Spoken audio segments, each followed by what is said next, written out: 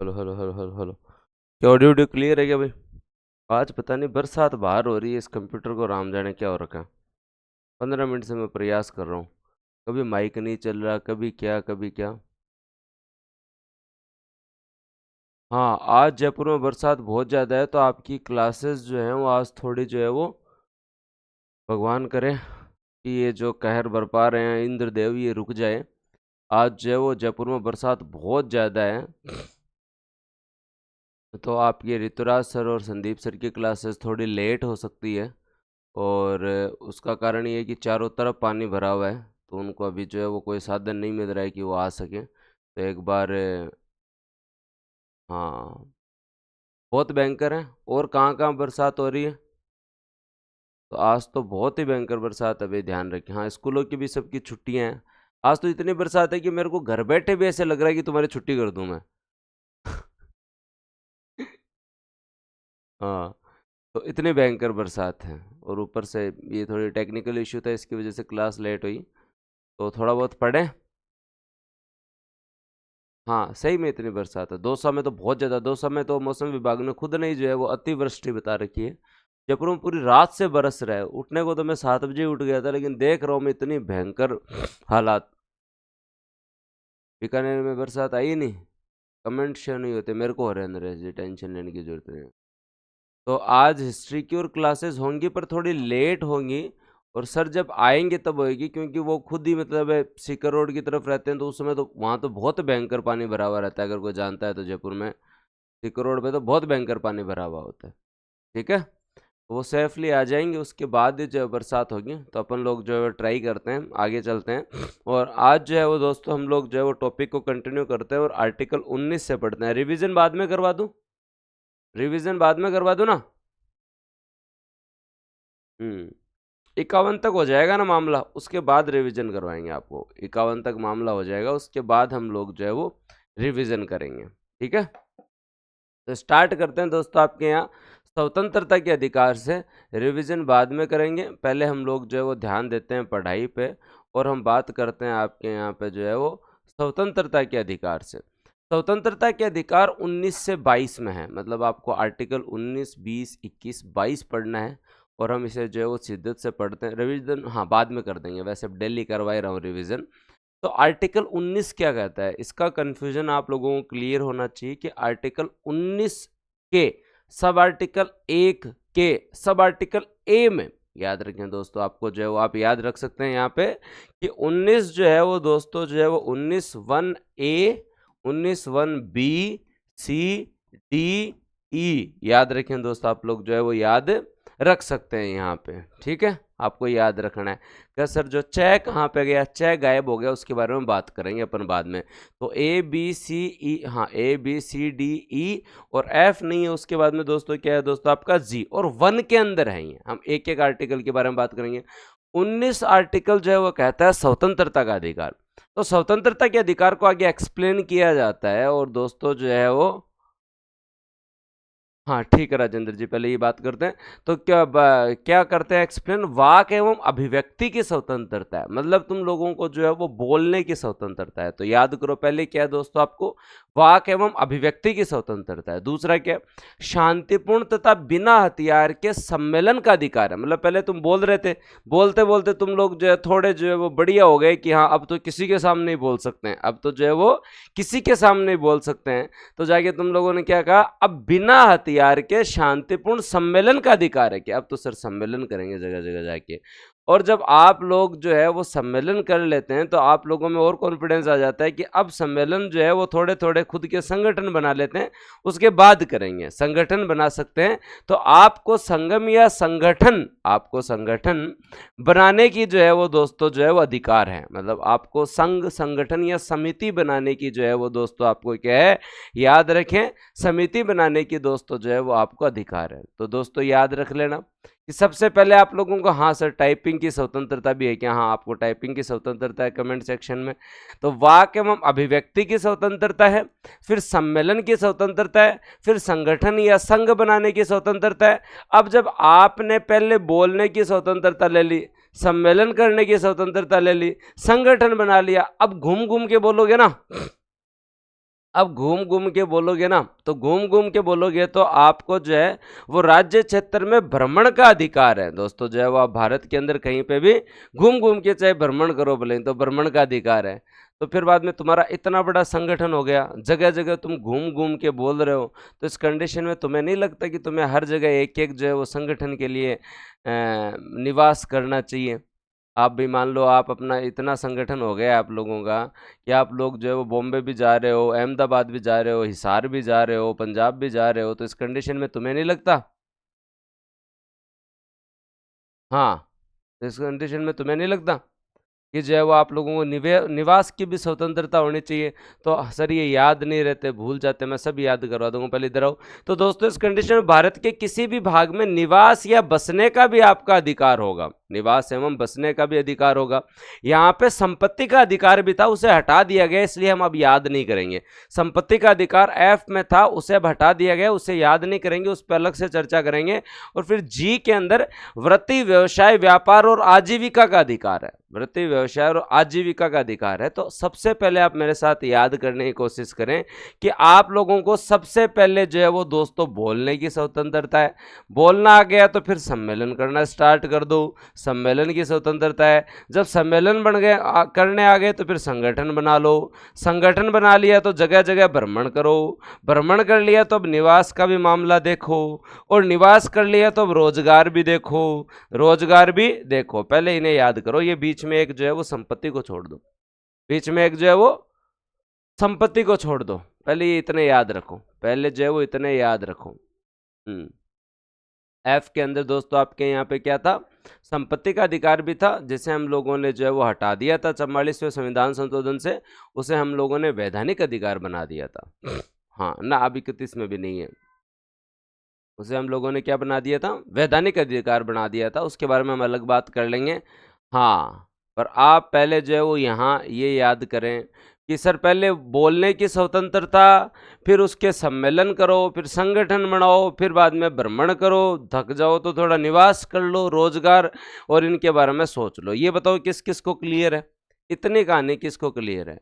तो मूलतः दोस्तों जो है वो 19 में 7 अधिकार थे, लेकिन जो आपका 19(1)(f जो है, जो आपका 19(1)(f जो है, 19 आर्टिकल सब आर्टिकल 1 जो है वो एफ जो है वो क्या था? संपत्ति का अधिकार था, जिसे दोस्तों जो है वो मूल अधिकार से हटाकर 44वें संविधान संशोधन के तहत दोस्तों जो है वो 300(a) के तहत वैधानिक अधिकार बना दिया। क्या बना दिया?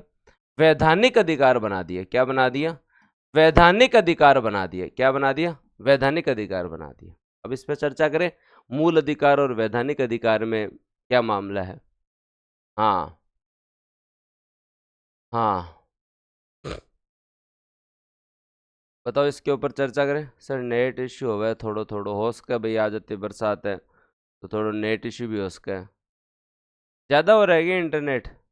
सारकर नेट इश्यू हो गया, थोड़ा थोड़ा ज़्यादा हो रहा है इंटरनेट इश्यू? बता देना, अगर 2 मिनट में तुम्हें ज़्यादा लगे तो अपन तो हाँ छुट्टी कर दें, तुम्हारी कोई आवश्यकता नहीं है। और क्या, आधे घंटे और सो जाएंगे। बता देना, शाम को पढ़ा देंगे। अगर क्लास अटक रही है और तुम्हें थोड़ी बहुत भी अटकती हुई लगी है तो मेरे को बता देना, मैं तुम्हारे एकदम साथ हूँ। जैसे पहले छुट्टी नहीं होती थी अपने स्कूल में, वैसे वैसे हाथों हाथ छुट्टी कर दें तुम्हारे।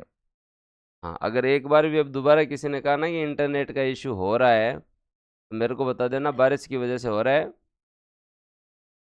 ज़्यादा नहीं हो रहा। क्या यार तुम लोग, मतलब हद होती है।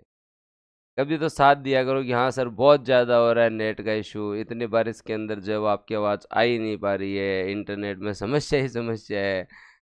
हाँ, आर्टिकल 19 तो कभी पढ़ लेंगे। ओके सही है। चलो आ जाओ फिर पढ़ लो। तो अपन को क्या याद रखना है कि अपन लोगों ने ये पढ़ा, और पढ़ा क्या अपन लोगों ने कि आर्टिकल 19 जो है उसका एक के sub article a, B, C, D, ई और जी पढ़ा, एफ नहीं पढ़ा। ए में हमने क्या पढ़ा? वाक्य की स्वतंत्रता है, फिर सम्मेलन बनाने की स्वतंत्रता है, फिर यह संघ या संगठन बनाने की स्वतंत्रता है, भ्रमण करने की स्वतंत्रता है, निवास की स्वतंत्रता है, और दोस्तों आजीविका की स्वतंत्रता है, आजीविका, व्यापार, रोजगार की स्वतंत्रता। अब हम लोगों ने एफ का क्या किया? हम लोगों ने जो है वो जो आपका पहले 19(1)(f) जो था, हमने उसे हटाकर यहाँ से जो है वो दोस्तों 300(a) के अंदर रख दिया। मतलब दोस्तों आपके यहाँ पहले ये मूल अधिकार था और अब वैधानिक अधिकार है। पहले ये क्या था? मूल अधिकार था, अब ये वैधानिक अधिकार है। अब क्या है दोस्तों? आपका वैधानिक अधिकार है। इन दोनों में क्या अंतर है, इसको भी समझो, इसको समझना भी जरूरी है। हाँ sure Saurabh ji, with thumbnail करवाते हैं। हाँ बताओ भाई, इन दोनों में क्या अंतर है? क्या याद? अंकित अभी कोई बूस्टर टॉपिक नहीं होंगे जब तक आपके यूट्यूब पे जो है वो इको सर्वे की क्लास चल रही है। ऐप पे ये चल रहा है, यूट्यूब पे आपका बूस्टर टॉपिक ही चल रहा है। एक बार बार डेली एक ही चीज़ पूछता है भाई, करवा देंगे राखी बाद में, कोई ज़रूरी थोड़ी है मैं अलग से इको ही चालू करवा रहा हूँ। बूस्टर टॉपिक में इको ही तो करवा रहा था, और क्या करवा रहा था। अब इन दोनों में क्या अंतर है? देखो, मूल अधिकार जो है उसके लिए आप सीधे क्या जा सकते हो? सुप्रीम कोर्ट में जा सकते हो। मूल अधिकार के लिए आप कहाँ जा सकते हो? सुप्रीम कोर्ट में जा सकते हो। सिंपल सी चीज है, आप सीधा का सीधा जो है मूल अधिकार के लिए सुप्रीम कोर्ट में जा सकते हो। वैधानिक अधिकार के लिए भी आप न्यायालय में तो जा सकते हो, क्योंकि कोई आपसे जो है वो संपत्ति नहीं छीन सकता, कोई आपसे जो है वो संपत्ति नहीं छीन सकता। वैधानिक अधिकार के लिए भी आप ऐसे, आपने कोई जमीन थोड़ी ले ले, जमीन तो जमीन है आपकी, संपत्ति तो संपत्ति है, कोई छीन थोड़ी ले। लेकिन मूल अधिकार के तहत अगर संपत्ति का अधिकार होता तो अगर सरकार को जमीन का अधिग्रहण करना पड़ता तो बार बार संविधान संशोधन लाना पड़ता। सरकार को क्या करना पड़ता? संविधान संशोधन बार बार लाना पड़ता। संसद में संविधान संशोधन के माध्यम से ही फिर कोई संपत्ति ली जा सकती थी। और जैसे ही देश आज़ाद हुआ था उसके बाद में सबसे पहले इसी आपके आर्टिकल को टारगेट किया गया था, क्योंकि हमें देश के विकास के लिए भूमि अधिग्रहण करने की जरूरत थी ना। कहीं से जो है भाई सड़क जा रही है, अब कोई बोल दे मैं तो खेत नहीं दूं, कहीं पे जो है वो बांध बन रहा है, नहर बन रही है, अगला बोल दे नहीं मैं तो खेत नहीं दूं। तो इस कंडीशन के अंदर का मेरा तो फंडामेंटल राइट है, आप ले ही नहीं सकते मुझसे जमीन। आप किसी भी कंडीशन में मेरी ज़मीन को जो है वो ले ही नहीं सकते। तो ये मामला जो है वो दोस्तों जो है वो बहुत भारी पड़ सकता था, तो इसे लीगल राइट बनाया। अब संविधान संशोधन की जरूरत नहीं है, अधिनियम के तहत आपकी ज़मीन ली जा सकती है। संसद जो है वो बिना संविधान संशोधन के एक अधिनियम पारित कर सकता है और उसके तहत जो है वो शर्तें रखी जा सकती है। जैसे आपका क्या है दोस्तों? भूमि अधिग्रहण अधिनियम, याद रखिए दोस्तों, भूमि अधिग्रहण अधिनियम आपका जो है वो दोस्तों 2013 का चल रहा है, उसके तहत जो है वो दोस्तों जमीन ली जा सकती है। आगे बात समझ में दिख रहे हैं अंजलि जी? तो ये हमने मूल अधिकार से वैधानिक अधिकार क्यों बनाया? जमीन के लिए अब भी आप कोर्ट जा सकते हैं, बट हमें डेवलपमेंट के लिए जो जमीन चाहिए थी उस जमीन के लिए वैधानिक और संवैधानिक में यही तो अंतर बता रहा हूँ। लीगल और स्टैच्यूटरी के अंदर जो है मूल अधिकार और जो है वो दोस्तों आपके जो है वो वैधानिक अधिकार में अंतर क्या है? तो दोस्तों आप याद रखें, फंडामेंटल राइट के लिए डायरेक्ट आप सुप्रीम कोर्ट में जा सकते हैं। इसका हनन करना है या इसमें कुछ संशोधन करना है तो संविधान संशोधन लाना पड़ेगा।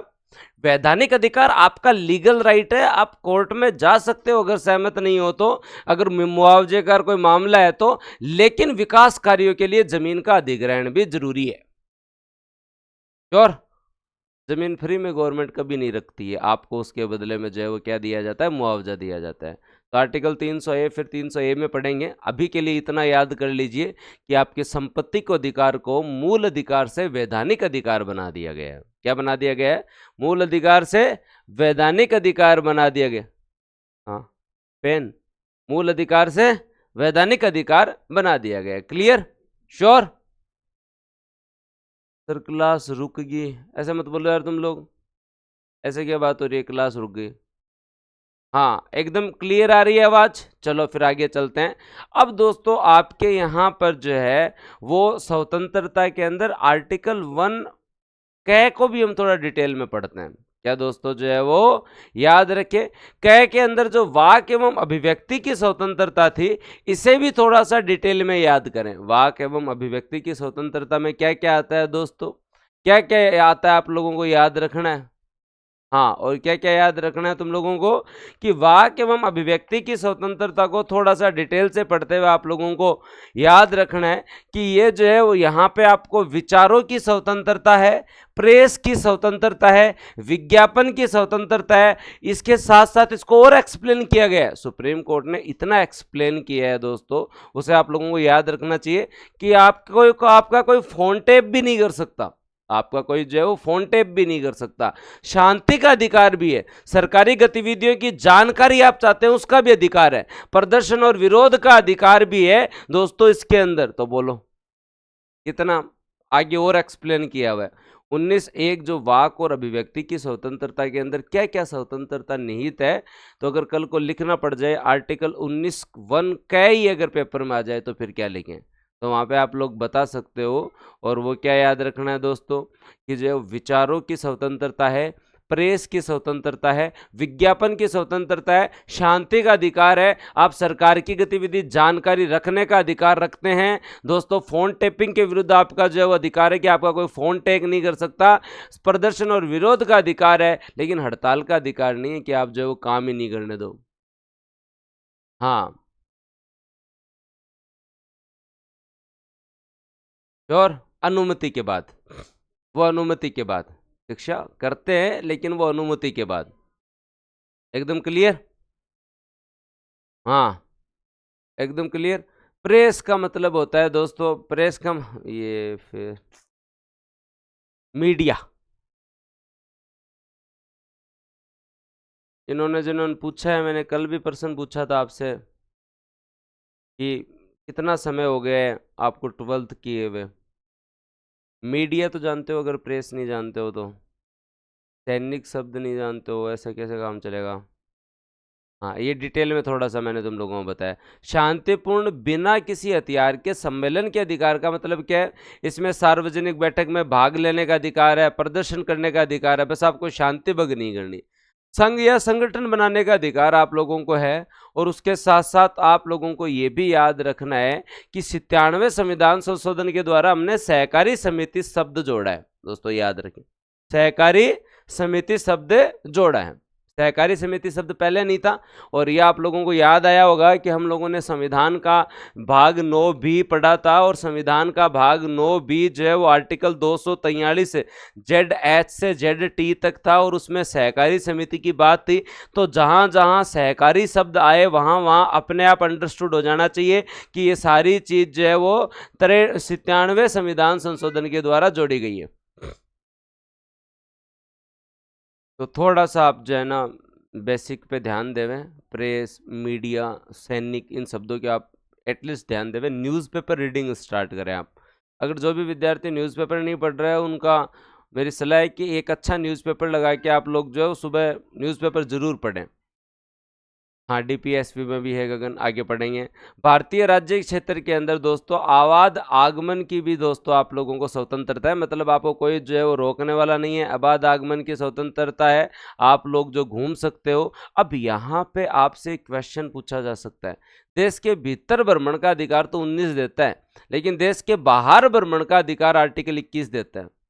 याद रखें दोस्तों, ये भी बहुत अच्छी ट्रिकी सी क्वेश्चन है, अगर आप लोगों को याद आ रहा है तो। आर्टिकल 21 को जाके आप लोग जब पढ़ोगे तो आपको खुद को पता चलेगा। आर्टिकल 21 में क्या, प्राण एवं दैहिक स्वतंत्रता। प्राण एवं दैहिक स्वतंत्रता का मतलब क्या है, किसी को उसकी प्राण एवं दैहिक स्वतंत्रता जो है वो दोस्तों मिलेगी। और प्राण की स्वतंत्रता का मतलब दोस्तों आपके यहाँ पर जो है वो प्राण एवं दैहिक स्वतंत्रता, आप कहीं घूमो फिरो भले आपको जो है वो किसी प्रकार की, जो इसके अंदर तो सब कुछ आता है आर्टिकल 21 के अंदर। तो आर्टिकल 21 के अंदर तो जीवन का अधिकार आता है, सारी चीजें इसके अंदर एक्सप्लेन की हुई है आप लोगों को क्या क्या अधिकार है, जैसे सूचना का अधिकार, सुनवाई का अधिकार, आजीविका का अधिकार, नींद लेने का अधिकार, शिक्षा का अधिकार दोस्तों, पर्यावरण का अधिकार, निजता का अधिकार, पेंशन का अधिकार, स्वास्थ्य का अधिकार, सारी चीजें आती हैं इसके अंदर। इसके अंदर सारी चीजें आप लोगों के लिए जो है वो आती हैं। तो याद रखें, आर्टिकल 19 आपको देश के भीतर भ्रमण का अधिकार देती है, क्योंकि ये आर्टिकल 19 जो है वो देश के भीतर भ्रमण का अधिकार आप लोगों को देती है, याद रखें। उसके बाद में राज्य क्षेत्र में निवास की स्वतंत्रता, ये जो एफ था ये हम लोगों ने हटा दिया, ये एफ था जो हम लोगों ने हटा दिया और 300 के तहत इसे वैधानिक अधिकार बना दिया।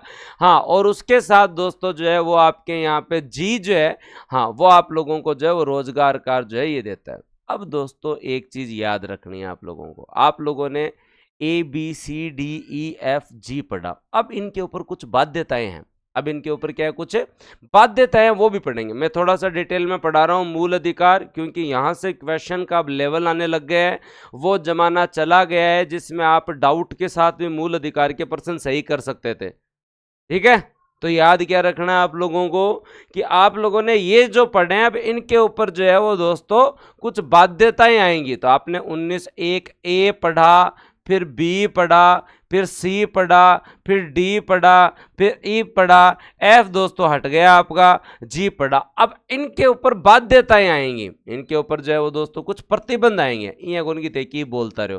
तो ये प्रतिबंध कौन कौन से में आएंगे उनके बारे में बात करते हैं, उनके बारे में बात करते हैं। सबसे पहले तो ये जो आर्टिकल का कंफ्यूजन है ना, ये खत्म होना चाहिए। तो अब बात करते हैं वाक एवं अभिव्यक्ति की स्वतंत्रता की सीमाएं, मतलब 19(1), याद रखें 19(1) ए पर जो प्रतिबंध है वो किस में लिखे गए हैं, 19(2) में लिखे हुए हैं।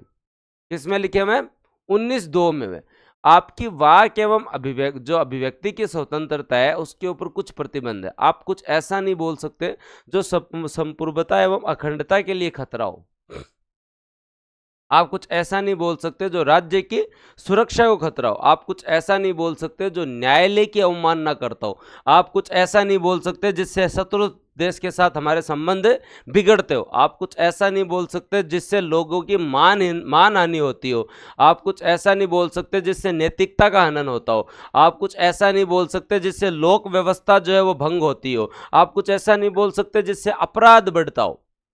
बताओ कितने, 8 प्रतिबंध हैं। देश की एकता, अखंडता, राज्य की सुरक्षा, न्यायालय की अवमानना, शत्रु देश से संबंध, मानहानि, नैतिकता, लोक व्यवस्था और अपराध, याद रखें। हाँ, सबके लिए जा सकते हो, मूल अधिकारों के लिए। तो अब ये आपको 8 याद नहीं रखने, लेकिन एक बेसिक चीज तो याद रख सकते हो कि 19(1)(a) के अंदर तो वाक एवं अभिव्यक्ति की स्वतंत्रता है गुरुजी, और 19(2) के अंदर जो है उसके ऊपर प्रतिबंध है, वो 8 प्रतिबंध है। वो क्या है, 8 प्रतिबंध है। तो वाक एवं अभिव्यक्ति की स्वतंत्रता की कुछ सीमाएं हैं। आप ऐसा नहीं बोल सकते जिससे संपूर्णता एवं अखंडता का हनन हो, राज्य की सुरक्षा को खतरा हो, न्यायालय की अवमानना हो, शत्रु देश के साथ संबंध बिगड़े, मानहानि, मतलब आप किसी के ऊपर बिना आधार का जो है वो क्या नहीं कर सकते, मतलब जो उसके बारे में नहीं बोल सकते। अपन ऐसे धूल में लठ नहीं मार देते हैं कभी कभी, इसने ये क्या किया है, इसने ये घोटाला किया है, इसने ये किया है, वो अगला जो प्रूव ही नहीं हुए तो अगला आपके ऊपर मान केस कर सकता है कि भाई तूने ऐसे कहा तो कहा कैसे, जब तथ्य नहीं थे, जब जांच नहीं हुई तो आप मेरे ऊपर ये मामला या आरोप लगा कैसे सकते हो। आपको बोलने की स्वतंत्रता है, इसका मतलब ये नहीं है कि अगले के जो है वो आप जीवन बर्बाद कर दो, ये भी नहीं है। बहुत सारे लोग जो है रूमर्स फैलाने लग जाते हैं ऐसे, जो है ना, मतलब ये चुगली करने का अधिकार भी इसमें नहीं आता है वाक एवं अभिव्यक्ति की, हाँ, स्वतंत्रता में। ये जो करते हो ना जाने अनजाने के अंदर है, किसी की चुगली करने का जो अधिकार है ना वो भी इसके अंदर नहीं है। संविधान में चुगली करने का अधिकार कहीं नहीं लिखा हुआ है। हाँ, तुम्हें बोलने की स्वतंत्रता है, लेकिन तुम्हारा बोलना ऐसा भी नहीं हो कि जो है वो अगले के जीवन के लिए खतरा बन जाए। हम बहुत बार लोग जो है ऐसी ऐसी बातें कर देते हैं, हाँ, ऐसी ऐसी बातें कर देते हैं जो अगले के जीवन में बहुत नेगेटिव इम्पैक्ट पड़ते हैं, और ये मजाक की बात नहीं है। जाने अनजाने में आप लोग भी कई बार जो है वो दूसरे की इतनी छींटाकसी कर देते हो, उस पर ऐसे ऐसे आरोप लगा देते हो, आपको तथ्य ही नहीं है। किसी ने चलते हुए जो है वो दोस्तों जो है वो ऐसी बात बोल दी, उसके बाद में जो है वो उसकी जो है उसके बारे में उसका चरित्र हनन करना, उसके बारे में गलत बात करना, ये चीज़ें जो है ना बहुत गलत हैं। तो ये दोस्तों जो है वो आपके वाक एवं अभिव्यक्ति की स्वतंत्रता की जो है वो सीमाएं हैं। उसके बाद में सम्मेलन की स्वतंत्रता की सीमाएं अगर हम लोग देखें तो आप लोग जो है वो 19-3 के अंदर, दोस्तों आपके यहाँ सम्मेलन की आपको अनुमति कहाँ थी, 1B में थी, और उसके ऊपर जो प्रतिबंध कहाँ दिख रहे हैं, 19-3 में चल रहे हैं। और ये प्रतिबंध क्या बोल रहे हैं, संप्रभुता एवं अखंडता को खतरा ना हो, लोक व्यवस्था या सार्वजनिक आदेश ना बिगड़े, इसको आपको ध्यान रखना। आप सम्मेलन करो भले ही, हाँ, तो दोस्तों लोक व्यवस्था बनाए रखने के लिए जो है वो आप लोगों को ध्यान रखना पड़ेगा। लोक व्यवस्था के लिए तो मजिस्ट्रेट साहब भी बोल देते हैं कि नहीं भाई, ऐसा सम्मेलन नहीं करने देंगे, ऐसा जुलूस नहीं निकालने देंगे जिससे लोक व्यवस्था बिगड़ जाए। हाँ, याद रहेगा। तो सम्मेलन की स्वतंत्रता पे कितने प्रतिबंध है, 2 प्रतिबंध है। एक तो देश की संप्रभुता और अखंडता पे कोई जो है प्रभाव नहीं पड़े, और एक दोस्तों लोक व्यवस्था के ऊपर जो है वो किसी भी प्रकार का प्रभाव नहीं पड़े। संघ बनाना मतलब आप लोगों को कोई संगठन बनाना है, कोई संगठन बनाना है, आपको कोई समिति बनानी है, उसके ऊपर जो है वो दोस्तों 19(4) के तहत जो है प्रतिबंध है।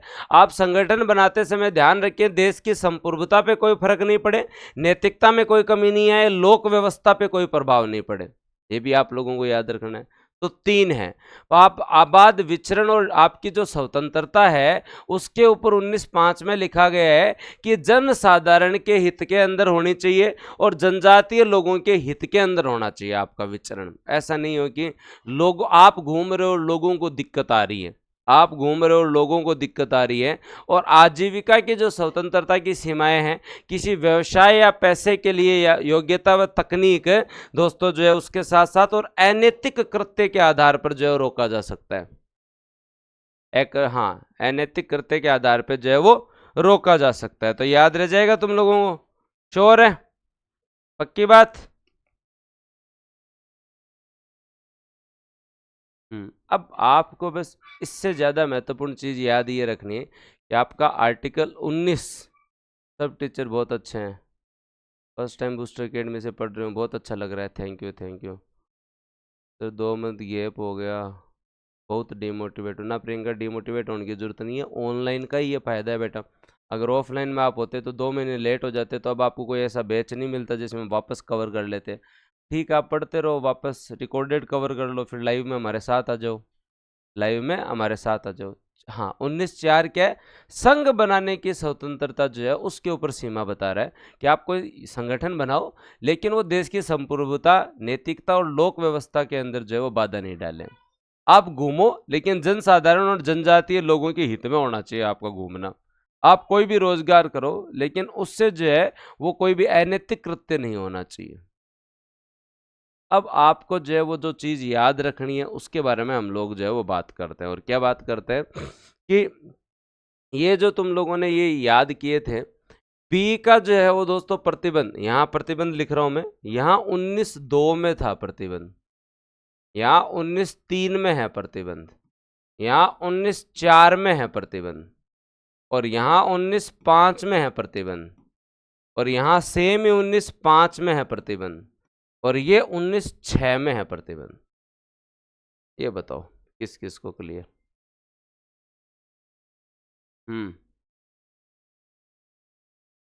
बताओ, एकदम क्लियर? आर्टिकल 19 क्लियर है क्या? फिर 20 पे चलूँ, फिर 21 पे चलते हैं, फिर 20 पे चलूँ, फिर 21 पे चलूँ, एकदम क्लियर है, श्योर? कभी नहीं बोलोगे? क्या लिखा है यहाँ पे? बोलने की स्वतंत्रता, सम्मेलन की, संगठन बनाने की स्वतंत्रता, भ्रमण की, निवास की, आजीविका की। हाँ, भ्रमण और निवास पे जो है वो आपके प्रतिबंध है, वो सेम के सेम है। जनता के हित में होना चाहिए आपका भ्रमण, और जनजातीय हित में होना चाहिए आपका भ्रमण। याद रह जाएगा, श्योर? हाँ, आपके यहाँ बोलने के ऊपर जो है वो दोस्तों 8 सीमाएं हैं, याद रखना आप लोगों को, श्योर? ओके बात, ठीक है। हाँ, ये तुम्हारी कंटिन्यूटी के लिए था, शाम को क्लास लूँगा मैं वैसे अगली, और उसका कारण ये है कि मेरे को भी ऑफिस निकलना पड़ेगा, और कितनी भी जो है वो हाँ टाइम लग सकता है, क्यों बरसात ज़्यादा है ना, तो पानी भरा हुआ मिलेगा। तो आज के लिए इतना बहुत है। अभी आपके कुछ टीचर्स क्लास में नहीं पहुंचेंगे, मैं शेड्यूल दोबारा अपडेट करवा रहा हूँ। दिन में आ जाएंगे तो दिन में आपकी क्लास हो जाएगी, ठीक है। अब मेरे को भी ऑफिस निकलना पड़ेगा और बरसात बहुत ज़्यादा है, ठीक है। और कल शाम को पढ़ लेंगे आज अपन। ओके, तो सब ध्यान रखें, इस बरसात के टाइम में कोई बाहर मत जाओ भाई बिना काम के। बिना मतलब तुम्हारा पर्यटन वर्यटन भूल जाओ। कोई ना कोई नदी नहर तालाब के किनारे मत जाओ। तालाब के किनारे मत जाओ, ये जो गंगानगर हनुमानगढ़ वालों को भी मेरा कहना है, ठीक है। तो कृपया करके जो है वो, हाँ, कोई किधर भी मत जाओ। हो सके जितना घर पे बढ़िया जो है वो बड़े पकोड़े बनाओ और बढ़िया खाओ एक बार जो है वो। हाँ। शाहरुख पूछ रहा है सर आप थार से जाते हो क्या ऑफिस? इसमें क्या मतलब हुआ, ये कोई पूछने का सवाल है? हाँ। ओके, माँ क्या तो बरसाती कौन कौन नहीं तो भी मतलब थे, ध्यान रखो भाई। अभी तो 3-4 दिन जो है वो इमरजेंसी है, 3-4 दिन ध्यान रखें। आप पूछो राजेंद्र, जल्दी पूछना भाई, मेरे को निकलना है फिर। हो जाएगी पूजा जी, पढ़ते रहो आप, सारे सब्जेक्ट होंगे तो राखी बाद में वो भी स्टार्ट करवा देंगे। मेरे घर पकोड़े बने, आ जाओ सर जी। मैंने शानवी से शाम वाली क्लास में मिला देंगे, अभी तो उठी है, घूम रही है नींद में खुद बेचारी। हाँ।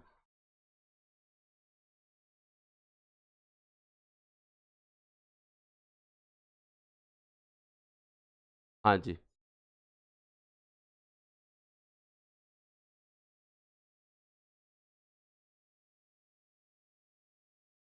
राजेश की बात तो जो है वो दिखनेरी और सब जरा चौवालीस से संविधान संशोधन के द्वारा, रतन जी।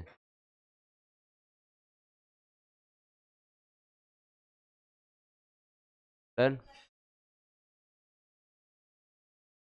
जाओ मैं। हाँ ओके, राजेंद्र ने पूछ लिया, रुको रुको रुको रुको रुको रुको।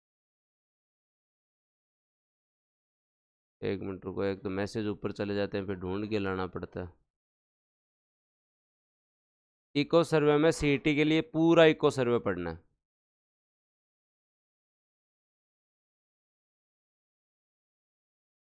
उन्होंने कहा ये आपने बहुत ही गलत काम किया, आप उसे वापस उपलब्ध दे दीजिए क्योंकि सिंगल डिवाइस लॉगिन है और लॉगिन रहेगा नहीं। नहीं, आपको जो टेस्ट मिले हैं सीटी वालों को, आरएस वालों को, आपके लिए टेस्ट हैं। तो सिलेबस नहीं भी हुआ है तो आप एक बार टेस्ट दे के तो देखो, वापस हो जाएंगे। ऐसे कोई ये तो है नहीं कि ये जो है वो अब खा लिए आम तो बाद में नहीं मिलेंगे। आप हमारे साथ तो बढ़िया तरीके से और टेस्ट मिलते रहेंगे। जब टीम आपके लिए टेस्ट बना रही है, टेस्ट अच्छा लगा तुम लोगों को आरएस वालों को, तो उसका आनंद ले भाई।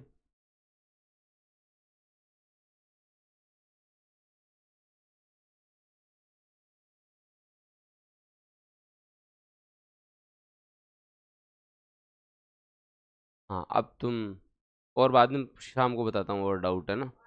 नहीं, टेस्ट की पीडीएफ नहीं मिल सकती। लेवल खतरनाक था। चलो ठीक। थैंक यू, अब निकलना है। Okay, thank you.